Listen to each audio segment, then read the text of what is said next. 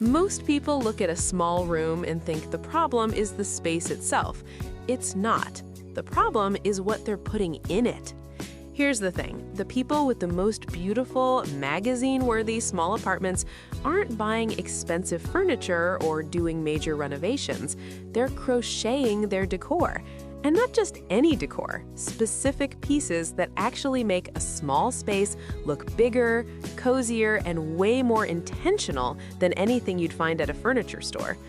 I've been deep in the crochet decor rabbit hole for a while now, and today I'm sharing the projects that have been blowing up online, the ones people are making, posting, and absolutely losing their minds over. And the best part, every single one of them is perfect for small spaces. So whether you have a tiny bedroom, a studio apartment, a single awkward corner you don't know what to do with, or even just one sad wall that needs some life, you're going to walk away from this video with a list of projects you actually want to make. Let's get into it. So first, let me tell you about the problem I kept running into before I started making my own decor. Every time I tried to decorate a small space, it would either look cluttered or it would look completely empty and boring. There was no middle ground. Store-bought decor is made for average-sized rooms, and when you put it in a small space, it either overwhelms the room or it completely disappears. What I realized is that small spaces need decor that has texture, dimension, and visual interest without taking up any floor space. And that's exactly what crochet decor does so well. It lives on your walls, it hangs from your ceiling, it drapes over furniture. It creates warmth and personality in a way that a picture frame or a plastic plant just can't. And that's why crochet decor has been having such a massive moment online right now, because people are finally figuring out that handmade wall art and hanging decor is the secret weapon for small spaces. So let's start with the project that I think is the single most viral crochet decor piece right now, the crochet wall hanging. If you've spent any time on Pinterest or Instagram lately, you've seen these. They're everywhere, and they're popular for a really good reason. A wall hanging takes up zero floor space, it can be as big or as small as you want, and it instantly becomes the focal point of a room. The style that's been going absolutely viral is the Boho fringe wall hanging.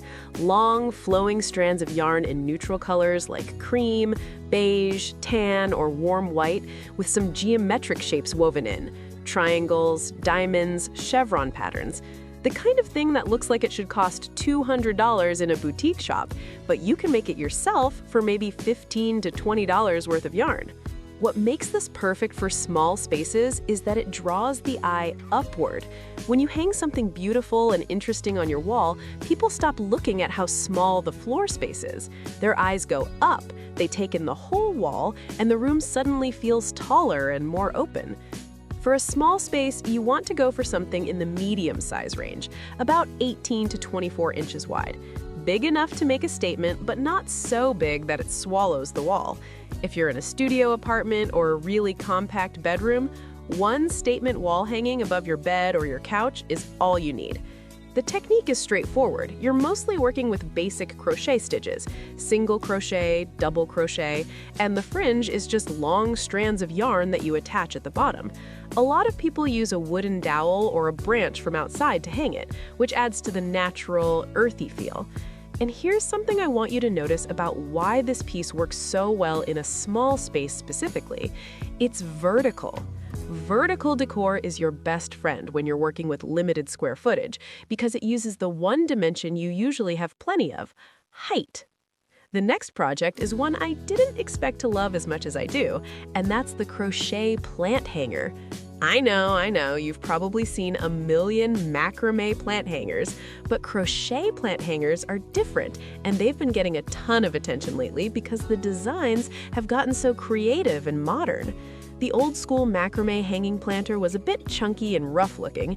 Crochet plant hangers have this delicate, intricate texture to them that looks almost lacy. And because you're working with a hook instead of just knotting rope, you have so much more control over the pattern and the shape. Why is this perfect for small spaces? Because it takes your plants off your windowsill, off your shelves, off your floor, and gets them up in the air where they're not taking up any surface space at all. If you have a window in a small room and you're trying to figure out where to put your plants without making the space feel cramped, a crochet hanging planter is the answer. The most popular styles right now are made with cotton yarn in natural tones, and they have these beautiful open net-style patterns that let you see the pot through the yarn. Some people are even crocheting directly around terracotta pots, no pot holder needed, which looks stunning. For a small space, you could do a cluster of 3 hanging planters at different heights in a corner, and it transforms that corner from dead space into a little indoor garden moment.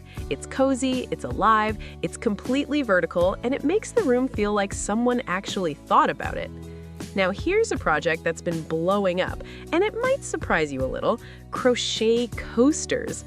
I know what you're thinking. Coasters? That's not really decor, but hear me out, because people have been making these in the most gorgeous patterns and colors and using them as little art pieces on their coffee tables and side tables. In a small space, every single surface matters. You don't have a lot of surfaces to work with, so the ones you do have need to look intentional. A set of handmade crochet coasters in a beautiful pattern, mandala style, geometric, or even cute little food shapes that are super popular right now, adds so much character to a small side table or coffee table. And the reason these have gone viral isn't just because they're pretty, it's because they're fast to make. You can finish a set of 4 coasters in an evening.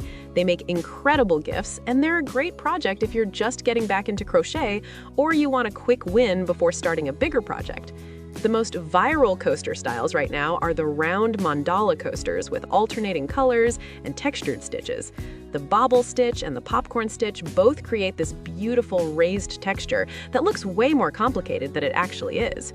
For small spaces, I'd suggest making your coasters in colors that tie together the other elements in the room. If you have a crochet wall hanging in cream and tan, make your coasters in matching tones. It creates this cohesive, put-together look that makes a small space feel designed rather than thrown together. Let's talk about something that has been absolutely everywhere lately: the crochet basket. Storage is the biggest challenge in a small space. You don't have enough room for big furniture, so you need to be really smart about where you put things. And crochet baskets have become the go-to solution because they're beautiful enough to leave out in the open, which means they're doing double duty. They're keeping your stuff organized, and they're also decorating the room. The styles that are trending right now use chunky yarn and simple stitches, so they work up really fast. A lot of people are making them in a neutral base color with a contrasting color detail around the rim or in a stripe pattern.